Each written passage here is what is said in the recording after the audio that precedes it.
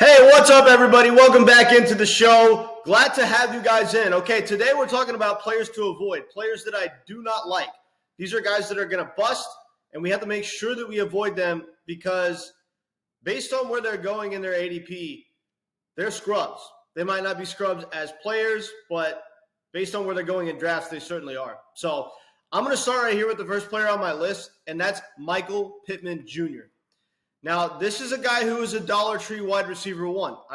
He really is. I mean, this is a guy that really doesn't have top end speed or athleticism. He does have the size of 6'4", but he's really a slender 6'4". Isn't really the most athletic guy in the world. He's playing in an offense that's going to be run heavy and run dominant with Anthony Richardson and Jonathan Taylor. This team is going to operate through the run.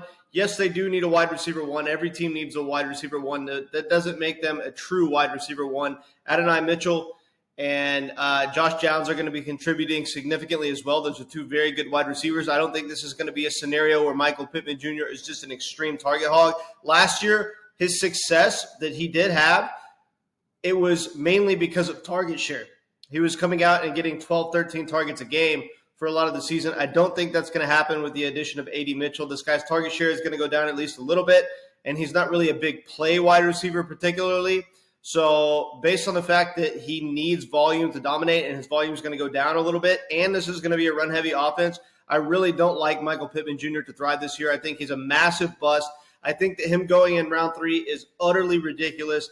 Every player in his range in round 3 is better than him for fantasy. Next player on my list is going to be Nico Collins. Now, this is a guy who I love as a talent, I love as a player, and I love the offense that he's in. So 99% of the time when that's the situation, when I like the player that much and I like the offense that he's in that much, I'm going to say to draft that player. Nico Collins is an exception here because I think that Tank Dell is the true wide receiver one in this offense. I really do. Potentially even Stephon Diggs. I think that Nico Collins is going to be the third receiver on the depth chart in this offense. And, you know, a reason for this is you look at last season. Before Tank Dell went down with his injury, he was the clear-cut wide receiver one. I think a lot of people forget this because the last thing that they saw was Nico Collins absolutely going off in Week 18. You know, when Tank Dell wasn't playing, he had that game where he had like 190 yards and a touchdown or whatever it was. He had a massive game.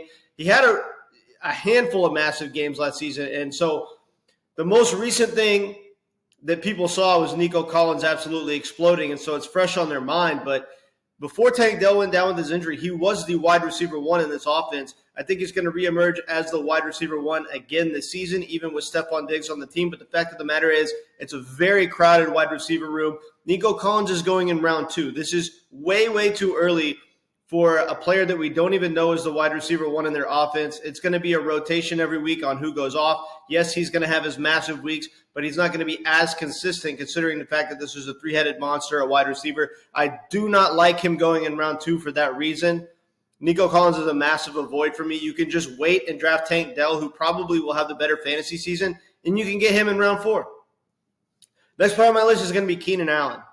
Now, this is a guy who obviously put on 20 pounds. He's not looking as athletic. He's 32 years old. This dude is aging, and he's also in a very crowded wide receiver room and probably going to be the third wide receiver on the depth chart. I mean, we got DJ Moore, who's the clear-cut one.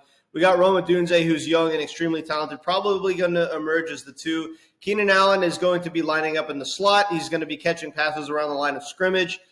We know that this dude needs volume to thrive. He really needs to be the number 1 wide receiver in his offense to thrive because, well, he's not a player that's particularly explosive, especially now that he's older and a little bit heavier. I don't see him having a whole lot of big play ability this year. So unless he's the target hog and the clear-cut wide receiver one in his offense, it's pretty hard for him to thrive. Him being the third wide receiver on a depth chart is not a good recipe for the type of player he is. I don't like Keenan Allen really at any spot in drafts. Unless he slips significantly, like to round like 8, 9, 10, I'm not taking him. And he's going way higher than that. I do not like Keenan Allen. He's a massive avoid. Next player on my list is going to be DeAndre Swift. Now, this is a guy who I think is going to get his job taken by Khalil Herbert. I really do. I mean, Khalil Herbert is one of the most efficient backs in the entire league. If you look at his metrics over the past few seasons, he's one of the best backs in the entire league as far as his yards per carry efficiency. DeAndre Swift is known for being a good pass-catching back, but this team has tons of pass catchers already. They're not going to rely as much on passes out of the backfield. They're going to allow Caleb Williams to sling the ball down the field. This is going to be a pass-first attack. This team is going to be a pass-first attack, and it's not going to be through DeAndre Swift. It's going to be through DJ Moore and Rome Odunze, I'm telling you. And Cole Kmet as well. They have an elite pass-catching tight end.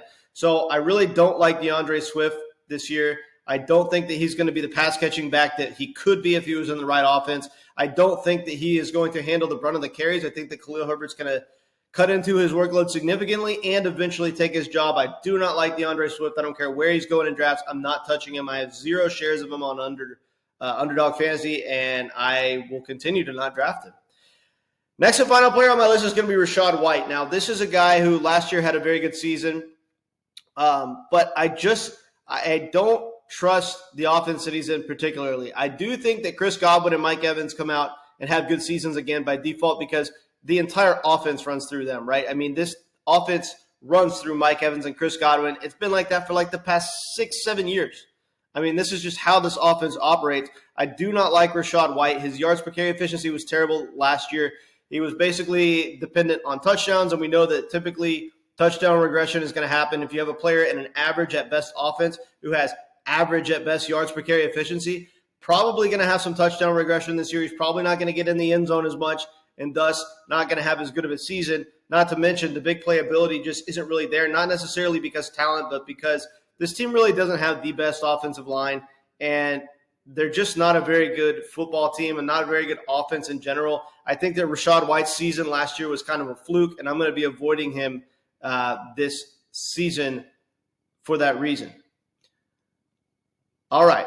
Appreciate it, guys. Catch you later.